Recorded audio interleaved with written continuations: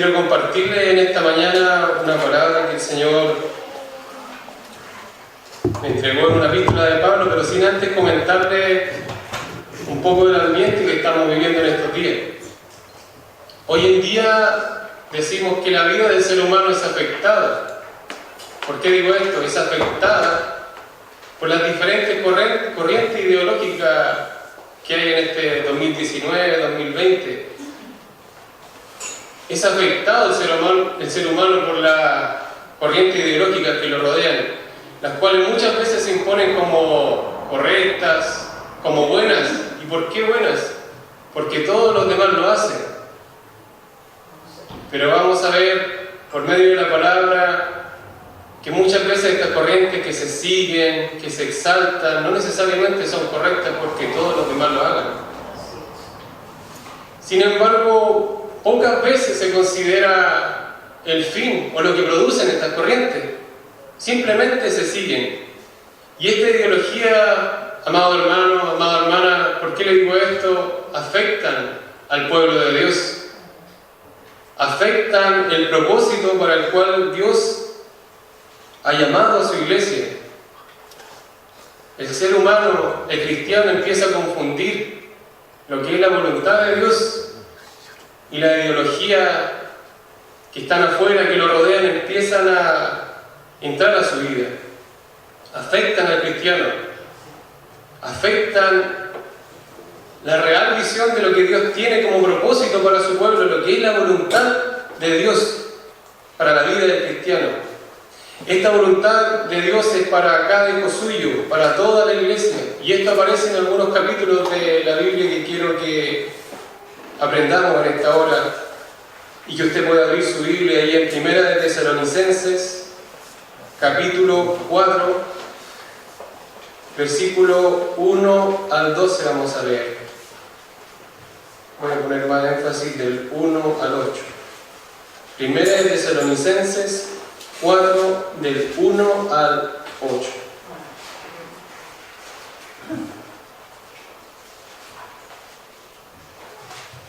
Dice así en el nombre del Señor.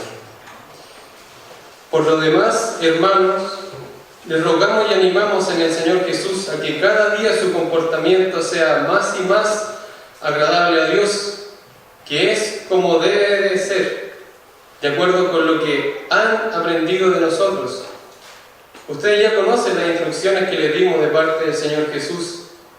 La voluntad de Dios es que ustedes sean santificados, que se aparten de toda inmoralidad sexual, que cada uno de ustedes sepa tener su propio cuerpo en santidad y honor, y no en pasiones desordenadas como la gente que no conoce a Dios. Ninguno debe agraviar ni engañar en nada a su hermano, porque el Señor toma en cuenta todo esto, como ya lo hemos dicho y declarado, pues Dios no nos ha llamado a vivir en inmundicia, sino a vivir en santidad. El que desecha esto no desecha a un hombre, sino a Dios, que también nos dio su Espíritu Santo. En cuanto al amor fraternal, no es necesario que les escriba, porque Dios mismo les ha enseñado que ustedes deben amarse los unos a los otros. Y eso es lo que ustedes hacen con todos los hermanos que viven por toda Macedonia. Sin embargo, hermanos, les rogamos que su amor abunde más y más, y que procuren vivir en paz y ocuparse de sus negocios y trabajar con sus propias manos, tal y como lo hemos ordenado, a fin de que se conduzcan honradamente con los de afuera y no tengan necesidad de nada. Oremos un momentito.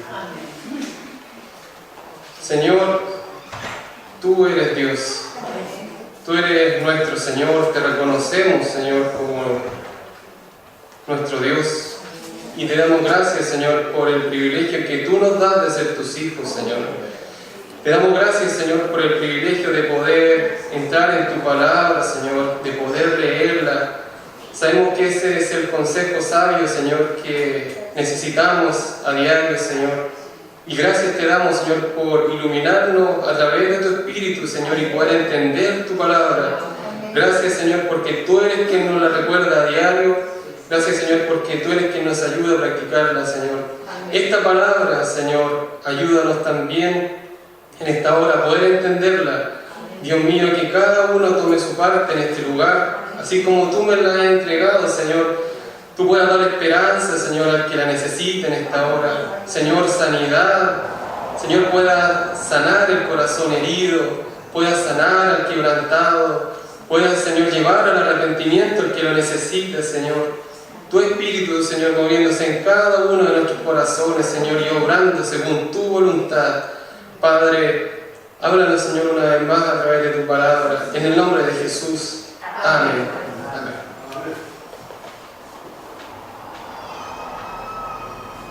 La carta a los tesalonicenses, como todos sabemos, la escribió Pablo. Pablo era un misionero. La mayoría de su ministerio está descrito en la carta y en el libro de Hechos. Pablo escribió esta carta a los tesalonicenses en su segundo viaje misionero, en donde los estudiosos dicen que estuvo un tiempo interrumpido compartiendo con los hermanos de Tesalónica, después de que Pablo entró en Macedonia. Él entrando en Macedonia, después fue a y entró en Macedonia por la dirección del Espíritu Santo. No sé si se acuerda usted la visión del varón macedónico en que le decía: pasa por acá, pasa a Macedonia. Pablo entró en Macedonia y en Macedonia estaban los tesalonicenses. Gracias a Dios por ello. Pablo escribió esta carta desde la ciudad de Corinto. Pablo primero visitó la iglesia y luego escribió esta carta. Y la iglesia, quiero comentarles, de Tesalónica era una iglesia que estaba compuesta por judíos y por gentiles, gente que no pertenecían al pueblo de Israel. En Hechos 17, del 1 al 9, si usted quiere buscarlo, narra cómo Pablo estuvo 3 semanas enseñando en la sinagoga de ellos. Literalmente el capítulo dice 3 sábados, porque se dice que Pablo trabajaba durante la semana, y es por eso también que los versículos 11 y 12 hablan de eso. 3 sábados estuvo enseñándole a ellos, y tuvo tiempo de conocer, de compartir con los hermanos, de enseñarles, de debatir con ellos con base en las Escrituras, de aprender a conocerlos. Y en ese momento, cuando él estuvo con ellos, tuvo un gran éxito, ya que se dice que muchos vinieron al arrepentimiento. Muchas personas, varones piadosos, vinieron al conocimiento de lo que es la palabra del Señor, gracias a la predicación de Pablo. Muchos griegos piadosos, numerosas mujeres nobles. Pero ¿qué hay que destacar en esto? Que por la predicación de Pablo, las personas se molestaron, se enfurecieron y echaron a Pablo de aquel lugar de Tesalónica, la primera vez que él fue. Y ahí fue cuando Pablo pasó a Berea. El Evangelio llegó a los bereanos, pero porque habían echado a Pablo de Tesalónica por la enseñanza que él estaba dando. Tuvo que salir rápidamente de la ciudad, incluso con peligro de muerte.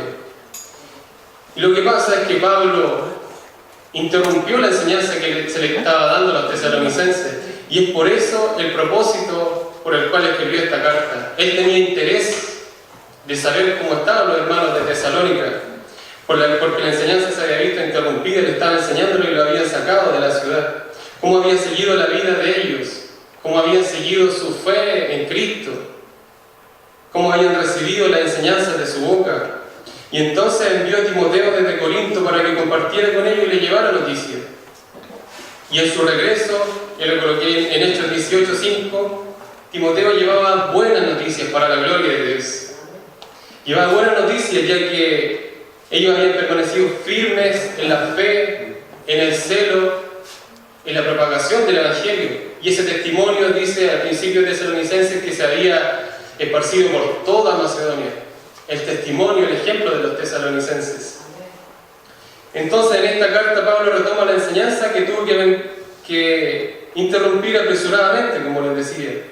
La partida rápida de Pablo significaba que sus convertidos quedarían expuestos a la persecución, ni más ni menos, para la cual no estaban bien preparados, porque Pablo no había tenido todo el tiempo, como les digo, insistentemente, de poder enseñarle totalmente lo que significaba el Evangelio y el discipulado. Entonces Pablo en la primera oportunidad mandó a Timoteo mandó a Timoteo para que se supiera de cómo habían estado ellos. Pablo escribió esta carta para fortalecer entonces en la fe a los hermanos de Tesalónica.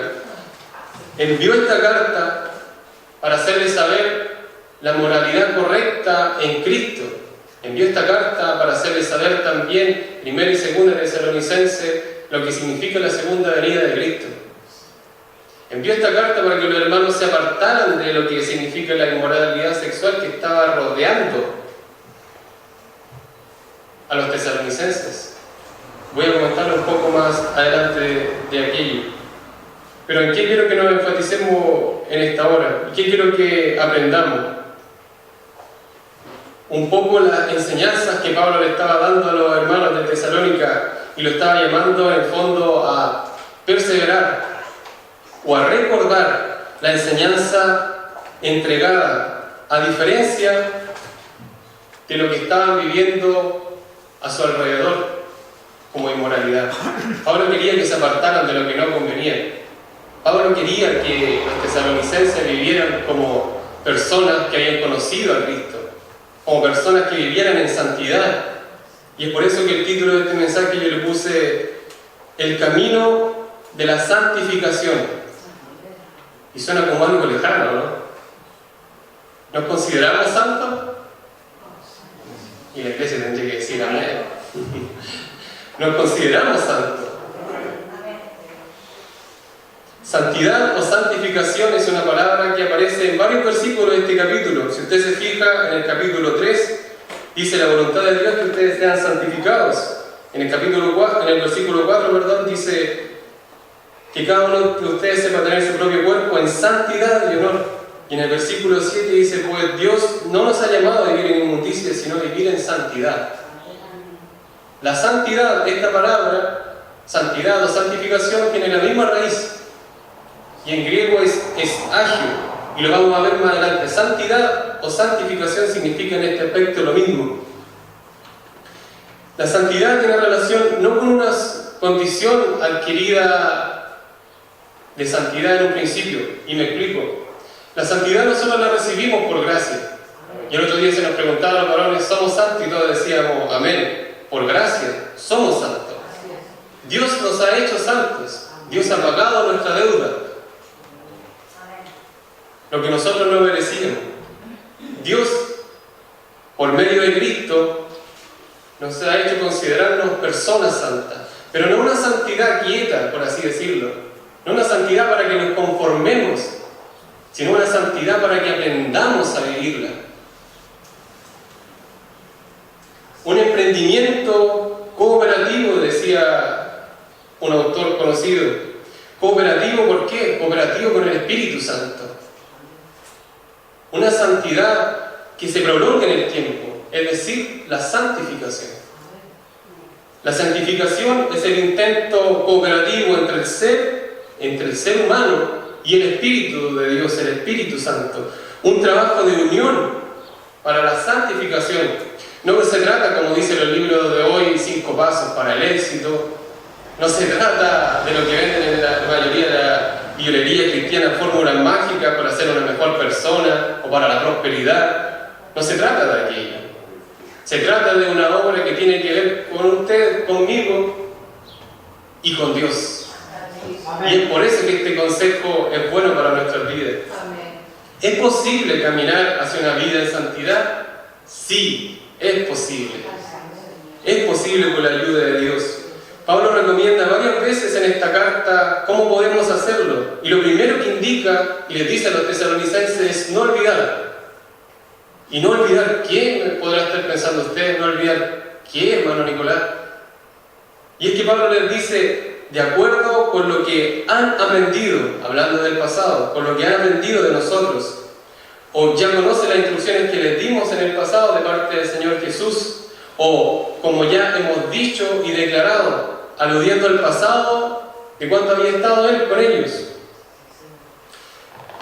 En otros versículos también dice, en el versículo 1.5 de Tesalonicenses, bien saben cómo nos portamos entre ustedes. En el versículo 2.1 dice, ustedes saben que nuestra visita no fue en vano, no fue. En el 2.5 dice, nunca usamos pasado estas palabras lisonjeras, como saben. En otras palabras, Pablo escribió esta carta para que los tesalonicenses se recordaran cómo debía ser la vida cristiana y las enseñanzas que él le había dado cuando había estado con ellos. Recordar, no olvidar. Y no olvidar qué, querido hermano, querida hermana, no recordar lo que hemos aprendido. No olvidar, lo que hemos aprendido. En el versículo 1 y 2 dice, por lo demás, hermanos, les rogamos y animamos en el Señor Jesús a que cada día su comportamiento sea más y más agradable a Dios, que es como debe ser, de acuerdo con lo que han aprendido. Ustedes ya conocen. Ellos ya tenían la enseñanza. Los tesalonicenses ya habían recibido la enseñanza de Pablo en persona, ni más ni menos. Pablo se enteró entonces por noticias de Timoteo que probablemente algunos de ellos estaban cumpliendo parcialmente esta palabra. Y ahí está el problema. Es que los tesalonicenses estaban sacando del plato un poco la comida. La comida más obvia la estaban dejando de lado. Lo que no les convenía a los tesalonicenses estaban echándolo para el ladito, estaban portándose como los niños mañosos. Se habían olvidado en parte de lo que era la enseñanza de Pablo y la enseñanza completa de Pablo. Las instrucciones o el ejemplo que Pablo le había dado. Pero ¿juzgaremos a los hermanos de Tesalónica? Le pregunto yo hoy día. ¿Juzgaremos a los hermanos de Tesalónica o nos sentiremos identificados de repente un poco con estos versículos? Y estaremos quizá por la prolongación de nuestra vida cristiana dejando algunas cosas ya de ladito. ¿Recordamos las enseñanzas de la Biblia o que se nos han dado cuando se nos instruye en la palabra?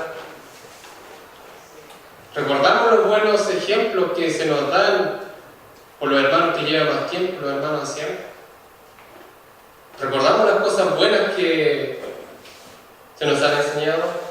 ¿O ya al pasar el tiempo estamos recordando, como le decía, parcialmente lo que está escrito en la palabra?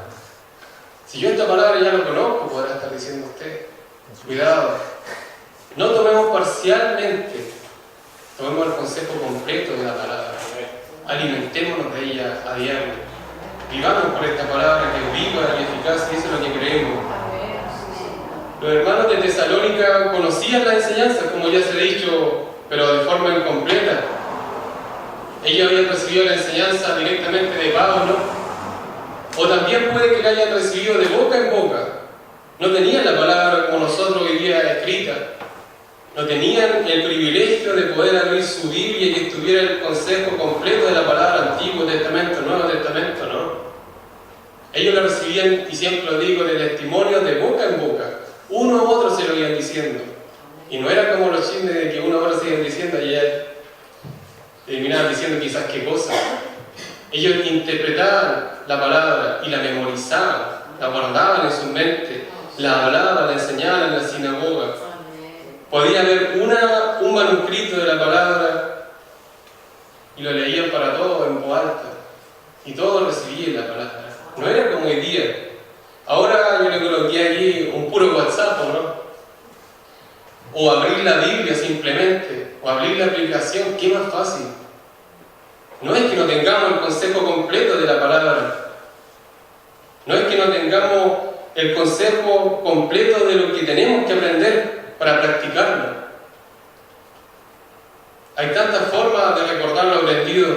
Entonces, querido hermano, no nos conformemos. No vivamos una vida parcial en el Evangelio. Recordar. ¿Es posible vivir en santidad? ¿Es posible caminar hacia una vida en santidad?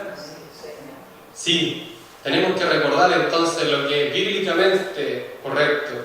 Y esto sale en el versículo 3 al 5, donde dice: la voluntad de Dios es que ustedes sean santificados, que se aparten de toda inmoralidad sexual, que cada uno de ustedes sepa tener su propio cuerpo en santidad y honor, y no en pasiones desordenadas como la gente que no conoce a Dios. Pablo les había dado su ejemplo a los tesalonicenses, pero ellos estaban volviendo a vivir la vida que vivían antes, la vida antigua. Se estaban contagiando con temas tan delicados como la inmoralidad sexual o las pasiones desordenadas que habla la Biblia en el versículo 3b y en el 4, la castidad o la pureza o el guardarse, como nosotros decimos hoy día, no existía, era algo desconocido en Tesalónica. No hablaban de eso.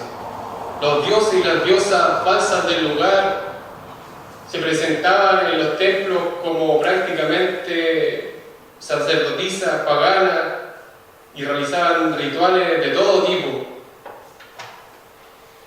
Sí, podemos decir que hay cosas diferentes hoy en día.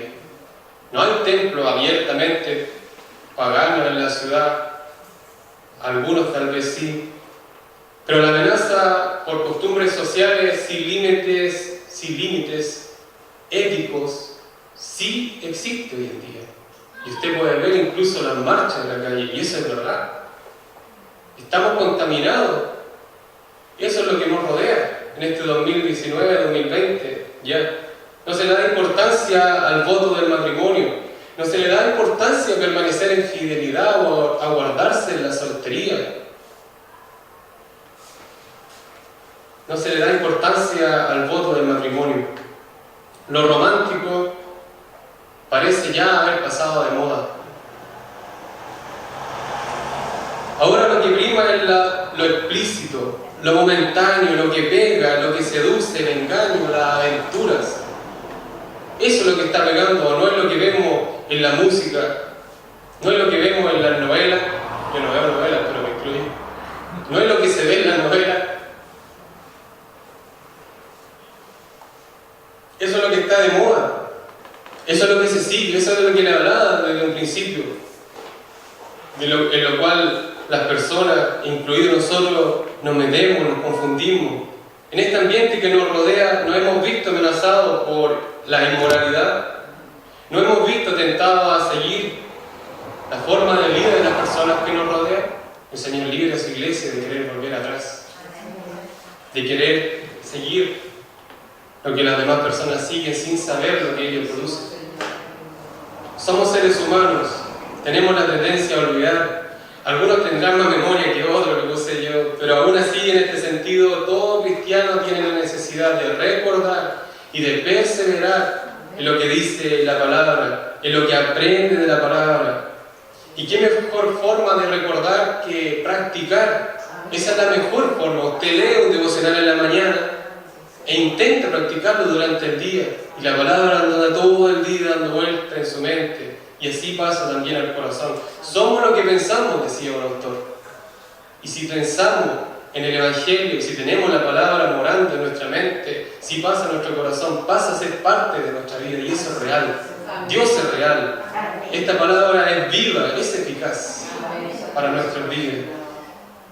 Practicar lo que es bíblicamente correcto. Este es un llamado que Dios no ha hecho solamente a algunos cristianos, lo ha hecho para todo cristiano, para todo hijo suyo. A vivir en santidad es el llamado, apartado de la inmoralidad, ya que le servimos a un Dios santo. Santo, santo, santo, enfatizando la santidad de Dios. Dios es santo y quiere que su pueblo sea santo. Y para eso nos dio a su Espíritu Santo. En el versículo 8 dice eso, que también Dios nos dio para esto su Espíritu Santo. Dios lo ha hecho santo y le dio su Espíritu para ayudarle a vivir en esa santidad. Es Él que nos guía para que digamos lo que es correcto. Yo le puse, mire la grandeza de esto. Reconocemos a Jesús como Señor. Dios te da su Espíritu Santo para vivir una vida en santidad, pero no para que nos conformemos, la digamos quietamente, como decía en un principio, no para que nos jactemos en esa santidad, sino para que la vivamos y lo demostremos como luminares en el mundo, para que nos diferenciemos, para que recordemos, no para juzgar a los hermanos de Tesalónica, como le decía delante, sino para que nosotros la vivamos. Este consejo es pertinente para nosotros hoy. ¿Es posible caminar hacia una vida en santidad? Y si ha sido un poco duro, esta es la parte buena. ¿Es posible caminar hacia una vida en santidad? Sí, es posible. Pablo recomienda también recordar y perseverar en las enseñanzas que Él le había dado. Perseverar o recordar, podrá estar pensando usted, pero si yo persevero, si yo recuerdo, ¿o recuerdo de qué? Si yo me recuerdo de todo. Aunque suene lógico, como decía antes Pablo, era lo que más insistía a la iglesia, recordar. Recuerden lo que yo le había dicho antes, le decía Pablo. ¿Recordar qué? Recordar cuál es la voluntad de Dios, y esto sale en el versículo 3. La voluntad de Dios es que ustedes sean santificados, que se aparten de toda inmoralidad sexual. Yo le decía antes que se fijaran los versículos 3, 4 y 7. La voluntad de Dios es que seamos santificados, que vivamos en esa santidad. Como le decía antes, esta palabra en griego es hagiasmos, que quiere decir santificación, santidad, es decir, separación para Dios. Y el resultado de esto es que el creyente aprende cómo caminar en la voluntad de Dios. Es decir, en la separación del creyente de los malos caminos, de los caminos que no le convienen, de vivir esa santidad, como le decía adelante. Recordar y perseverar.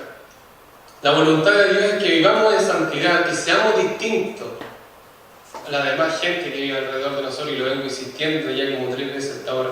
Que nos apartemos a vivir, no que nos apartemos a vivir en una isla, o como ejemplo conocido para nosotros la punta del cerro. No se trata de eso. No se trata de que nos apartemos totalmente, sino que en donde estemos, nosotros nos distingamos por la santidad. La gente diga, esta persona es distinta. Esta persona es distinta, esta persona es cristiana. Y aún así, sin decirle, las personas se dan cuenta. Somos cristianos, debemos ser luminarios en el mundo. En nuestro carácter se puede reflejar aquello, se puede reflejar Cristo. Y la diferencia, como le decía con las otras personas que no han llegado a conocer a Dios. Que vivamos como sus hijos, como personas santas. Tu testimonio es muy importante, amado hermano, amada hermana. En el trabajo, en la universidad, en la calle, en la casa, amén. Ese es el último ejemplo, porque el más importante es la casa. Que sepamos vivir esa santidad. Creamos que Dios nos ha dado su Espíritu. Creamos que podemos solicitar su ayuda. La palabra cuando dice cómo vuestro Padre no nos iba a dar cuando nosotros le pidiéramos, se refiere al Espíritu Santo. Como vuestro Padre, como nuestro Padre que nos ama, no nos dará su Espíritu Santo si nosotros se lo pedimos. El Espíritu Santo es quien nos ayuda a caminar en esa santidad, y aún en la casa, como decía nuestra hermana, que es lo más importante. De nuestra casa hacia afuera, el Señor nos ayude en aquello. El llamado entonces a recordar y perseverar, el llamado de Dios es a vivir en santidad. Y esto sale en el versículo 7. Pues Dios no nos ha llamado a vivir en inmundicia, sino a vivir en santidad. Este no es un llamado, como le decía antes, solo para algunos escogidos, no se trata de eso. Es un llamado para toda su iglesia, para todo el hijo de Dios, a diferenciarse, como dice en el versículo 5, de la gente que no ha conocido a Dios. Ya no en inmundicia, ya no en desórdenes, ya no en pasiones desordenadas, ya no en inmoralidad, ya no haciendo lo que hacíamos antes, sino a vivir en santidad. Ese es el llamado de Dios para su iglesia. No en engaños, sino en una vida que le honra. El Señor, dice la palabra, es quien toma en cuenta todo. Recordar y perseverar entonces cuál es el comportamiento que agrada a Dios. El comportamiento que agrada a Dios no es que vivamos en inmoralidad o pasiones desordenadas. Lo hemos dicho, lo hemos comentado, lo hemos repetido. Esto es no para algunos. Esto es para que seamos más agradables al Señor. Amén. No para que seamos más agradables a nosotros mismos, no para que nos jactemos, sino para que seamos más agradables a Dios. Es a Él ante quien nos presentamos primero. es a Él que le servimos, es por Él que vivimos. Si nos detenemos a meditar, entonces, para resumir, en lo que conocemos de lo que es la voluntad de Dios, a veces pareciera que es algo lejano, pareciera que es algo difícil de cumplir, pero la voluntad de Dios, querido hermano, querida hermana, es que vivamos en santidad, que seamos diferentes. Y si nos ponemos a pensar en ello, nuestra vida cambiaría un poco más, ¿o no es así? Cambiaría, seríamos distintos. Esta es parte de la voluntad de Dios. La voluntad de Dios es que practiquemos su palabra, dice Lucas. La voluntad de Dios es que practiquemos lo que es diferente. Lo que es diferente al mundo que nos rodea. No nos contaminemos con aquello. Nunca la voluntad de Dios va a ser algo malo. La voluntad de Dios es buena, esa bondad no cambia, es agradable y es perfecta. No nos olvidemos de lo que aprendemos entonces, querido hermano, querida hermana. No nos olvidemos del comportamiento que es bíblicamente correcto. Intentemos recordar esta palabra, intentemos practicar lo que es la voluntad de Dios. La voluntad de Dios es que vivamos en santidad, que intentemos practicar lo que es bíblicamente correcto, y aunque se te pueda hacer difícil, a diario, en la casa, como decía la hermana, o en la calle, o en la universidad, o en donde quiera que tú estés, aunque pueda ser difícil, intenta practicar lo que es la voluntad del Señor. Amén. Amén.